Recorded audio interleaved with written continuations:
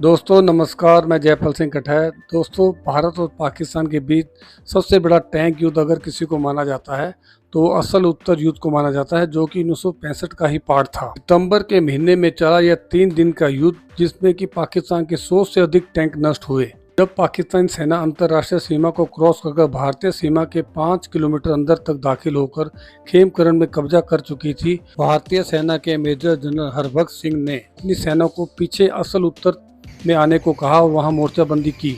उन्होंने घोड़े की नाल की तरह की व्यूह रचना की, जिसमें कि पाकिस्तान सेना बुरी तरह से फंस गई। यहीं पर भारतीय सेना के सिपाही अब्दुल हमीद ने पाकिस्तान के 7 टैंकों को नष्ट किया, जिन्हें मरणोपरांत परमवीर चक्र से सम्मानित किया गया।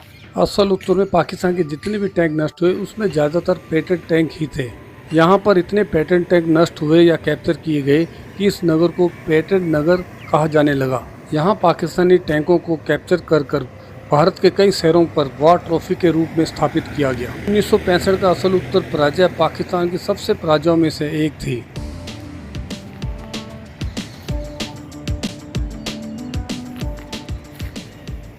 अच्छा, आपका सवाल था कि चंडीगढ़ के सेक्टर 10 में पाकिस्तानी टैंक का क्या इतिहास है, ये टैंक आसपास और भी कहीं स्थापित किए गए थे क्या? हाँ, ये जब 1971 की लड़ाई में और 1965 की लड़ाई में भी जब पाकिस्तान को भारत ने हराया था तो उनके बड़े सारे टैंक्स और हवाई जहाज़, हेलीकॉप्टर्स वगैरह पकड़ लिए गए थे, जो कि पाकिस्तानी या तो अबंडन करके गए थे या भारत के लोगों ने उनको अपने कब्जे में ले लिया था।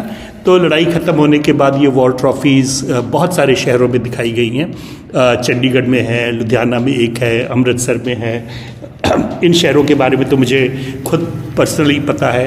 हो सकता है फिरोज़पुर और जालंधर में भी इस तरह की ट्रॉफ़ी टैंक्स या ट्रॉफ़ी वेपन्स रखे हुए हों।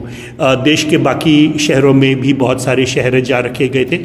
आपको याद होगा कुछ समय पहले एक बड़ा डिस्कशन चला था। जेएनयू का जो वाइस चांसलर था उसने कहा था कि हम एक ट्रॉफ़ी टैंक जेएनयू में भी रखेंगे। तो अब जेएनयू का मुझे मालूम नहीं कि जेएनयू में उन्होंने अपना ट्रॉफ़ी टैंक खड़ा किया है कि नहीं, पर हाँ, इस तरह के ट्रॉफ़ी टैंक्स खड़े करने से लोगों को ये दर्शाने में सहूलियत होती है कि हमारा देश जीता था, हमारे देश के ऊपर दुश्मन ने जब आक्रमण किया तो हमने दुश्मन को परास्त कर दिया। भली चीज़ है।